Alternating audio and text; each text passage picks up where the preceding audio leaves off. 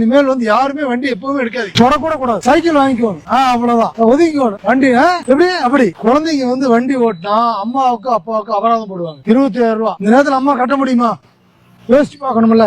ஏதோ ஒரு நேரத்துல யாரோ ஒருத்தர், எத்தனை வண்டி போகுது இந்த இடத்துல, யாரோ ஒருத்தர் தட்டிட்டா எந்த விதமான காப்பீடும் கிடைக்காது. அதெல்லாம் நீ அவங்களுக்கு ஏதாவது ஆச்சுன்னா அவங்களுக்கு உங்க அம்மா அப்பா தான் செலவு பண்ணணும். அப்படி யோசிக்கணும். என்ன செய்யணும்? வண்டியை தொடக்கூட கூடாது, பார்த்து தொடச்சு வச்சுக்கலாம். வண்டி ஓட்டக்கூடாது. 18 வயசு முடிஞ்சதுக்கு அப்புறம் ஓட்டு உரிமை எடுத்துட்டு வண்டி ஓட்டுங்க. குழந்தைங்கள்ட்ட வண்டியை கொடுக்காதீங்க, எச்சரிக்கையா இருக்கு. காப்பீடு எந்த விதமான காப்பீடும் கிடைக்காது. அதை முதல்ல சிந்திச்சு பாத்துக்குங்க. எதிராளி வண்டிக்கு ஏதாவது ஆச்சுன்னா உங்களுடைய கை காசு தான் போட்டு செலவு பண்ணி அவங்களுக்கு முடிச்சு கொடுக்கும். கவனமோட இருங்க, கரியோட இருங்க, விழிப்புணர்வோட இருக்கு. வாய்ப்பாடு வச்சு நல்லா படிங்க. இதுல வாய்ப்பாடு மட்டும் இல்ல, நிறைய விஷயங்கள் இருக்கு. இதுல கணிதம் எல்லாமே இருக்குது. படிச்சு வாழ்க்கையில முன்னுக்கு வரணும், நல்ல பெரிய ஆளா வரணும். நிறைய வண்டி வாங்குங்க, நிறைய தொழில் பண்ணுங்க, நிறைய சொல்லிக் கொடுங்க. இந்த வயசுல மட்டும் வண்டி ஓட்டாதீங்க. படிப்புல முழு கவனம் செலுத்துங்க.